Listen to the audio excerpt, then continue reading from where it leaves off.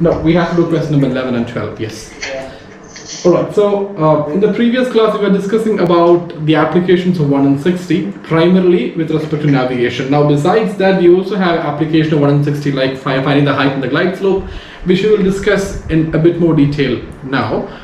We also have other applications like finding the slope, finding the rate of descent. Such kind of applications are there. Where on coming back to your ready navigation in your VOR, in your NDB, we have like surplus application of 1 and 60 coming back to back. When you learn about DME, again 1 and 60 is going to show up there, right? So it is going to be there with you. So having a fair understanding is actually important as far as 1 and 60 the concept is concerned, right? Okay. Now, let's look at question number 11. You're flying from Q to R, which is a required track of 125 degrees true. You can read the question yourself, but what I wanted to tell you is that we have studied a couple of techniques in the last class. Even though the name of the technique is not very significant, as I told you, you have to understand what that implies. Say, for example, the double track error method, or the track error and the closing angle method. There are a couple of other techniques as well, but not really, practically not that widely used. So here, read the question. So you are flying from Q to R on a required track of 125 degrees. So what is the required track? It is a planned track. That's a planned track. So you have this value even before you start flying, right? So let's do question number 11. So your planned track, that is what is called required track. In some textbooks, it will be just told as a course, including Oxford. They say a course. If they say that the course is 215, that's a planned track, not the actual track. Right? So from Q to R is a required track of 125 degrees. What else? You find that your position is 40 nautical miles from R and 2 nautical miles left of the required track. Now be very careful with the kind of English, the kind of wording that they put in the question, right? So from where to where is definitely significant. Even for convergence, you know that the from point is always important. If you swap that, then the whole diagram will go out. Right? Now you are on a planned track of 125 degrees. Now if you follow the true direction system, we know that the 125 degrees is somewhere a track of this orientation.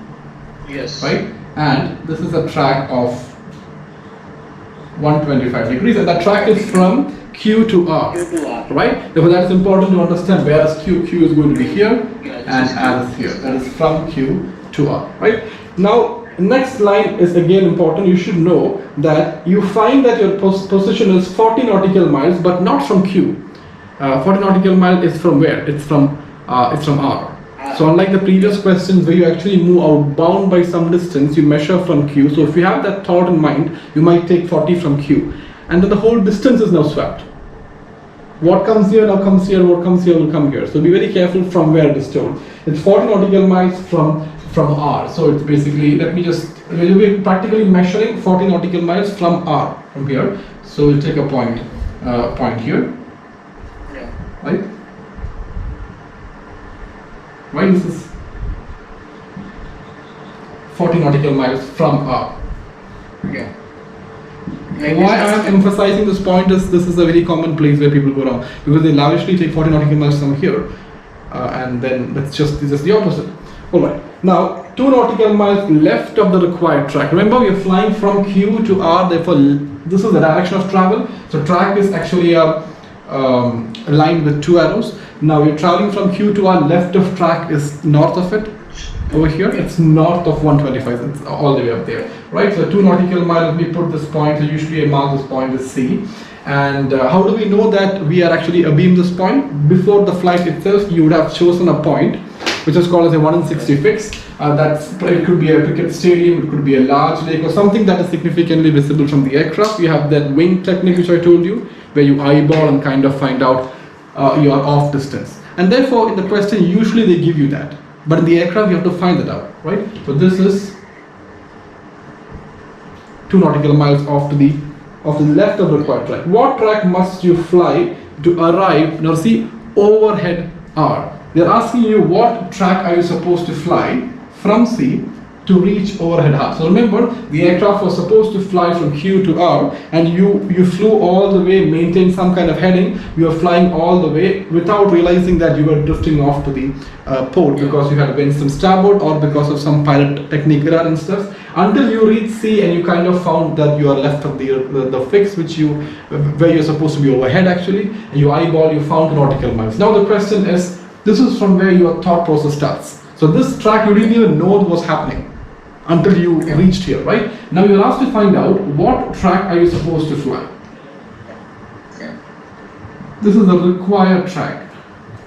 Yeah. Now required for what? Track required for reaching to the destination. That's right, to fly overhead R. So you know what is meant by overhead, right? You do overhead arrivals and stuff. So have you tried overhead circuit joints from training area and stuff? You haven't done that. So you never track overhead the station? No. No, you don't do that. Alright, perfect. So it's track required to fly overhead. So basically it is this track here. Right now, how do you think we have to approach this question? You have to find the track that you're supposed to fly here.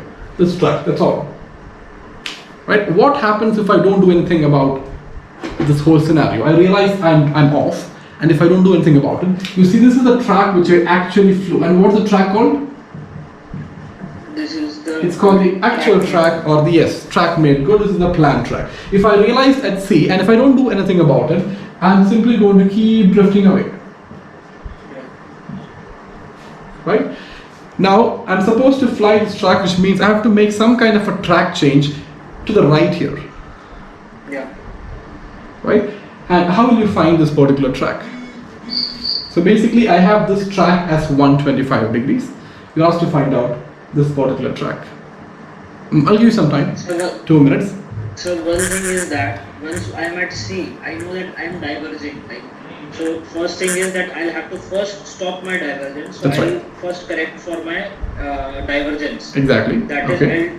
I'll turn towards the 125 degree first in order to get parallel to the required. Yeah, you will start flying a track equal to 125 degrees. planned track. That's basically you're flying exactly parallel to the planned track. And what are you trying to do here? You're trying to stop any further drift.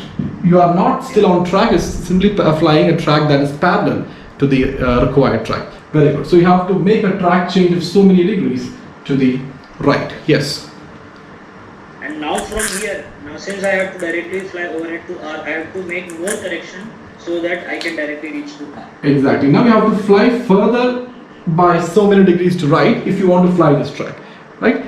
And that is the track which you're asked to find out. Now you see, if I can find this angle here, I already have this track as 125 degrees, right? If I know this angle, I can simply find this track. It's as easy as it is. Now what I wanted to ask is, do I have to find out this angle here to answer this question?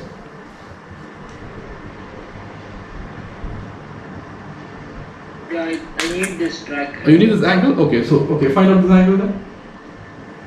But I can't find because I don't know that what is the distance I have. Yeah, so we have a problem here. So we cannot find this angle because this angle is equal to what? That is simply equal to this angle here, because parallel lines cut by a transversal in simple mathematics, right? So this angle is nothing but your track error, right? To find track error, you have the planned track, I have the track made. I want the if I want to find the track error from the planned track, basically, and look at this particular triangle here, I have the distance off. And unfortunately, this 40 nautical miles is not the distance gone, but that is the distance to go. Left. More to go. Right? This is where people go wrong, because if you put this thing here, now you will very easily calculate track error using this 40. Right? And now you'll end up getting confused on finding out it over here, because now you don't have any value here. But actually you have a value here, but where you don't have is right here. Now, okay. Now, tell me a method to find out the track error here.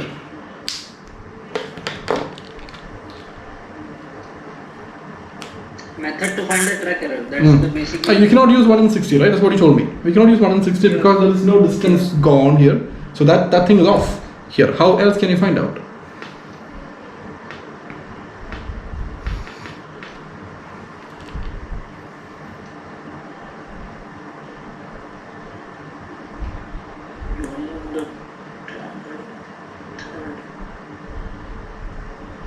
Okay, I have this track, parallel track here. I need this track here. What do I need? The only thing that is missing is this angle here. And that angle is equal to this angle here, because these two are parallel lines cut by transversal. Now this is the transversal, therefore this is the same as this angle. Now why do I need this angle? I have distance off here, distance to go here. I can simply find this angle, apply it to here, and get this track. I don't even have to find out track error. And that is why they have not given you the total distance. Now, depending on the total distance, your track error is going to vary. But depending on the total distance, doesn't matter what total distance is, this is never going to change. Yes. Because this is fixed to be 40. You take total distance as 120, this is going to be 80. If you take total distance as 100, this is going to be 60. If you take total as 80, this is going to be 40. But this is still going to be 40, and as long as this is 2, this angle is not going to change, independent of track error. So we don't have to find out track error, even if you manage to assume a distance. That is the only method. The technique which I was asking you to find out is to assume a distance. There's no other way. You have to assume a total distance, find the track error, and you will notice that you will get the angle here, but that's of no use. You won't be using it anyway, then why do you have to find out? That's not required, right? So now applying 1 and 60 here, do you understand what I was trying to say? Yeah. It's not required in the first place, yes? So applying 1 and 60 on this triangle,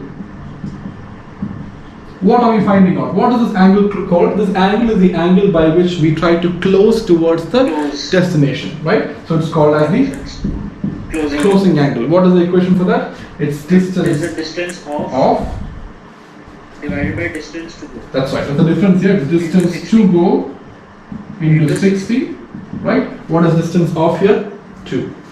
It is 2 nautical miles Right. divided by 40. 40 nautical miles? Yes. Multiplied by 60. Into That 60. is 3 degrees. 3 degrees. That's right. Right? So what this closing angle is 3 degrees. Since the closing angle is 3 degrees, simple mathematics is also going to be 3. This is also 3 degrees. Right, now what is it? This is 125, 3 degrees in the clockwise direction. Therefore, this is going to be 128 degrees. Magnetic, if it is given true in the question, yeah, it's true in the question, therefore it's true. Did you understand? Yeah. Sure? Did you understand why track error is not significant, and therefore the total distance is also not significant here?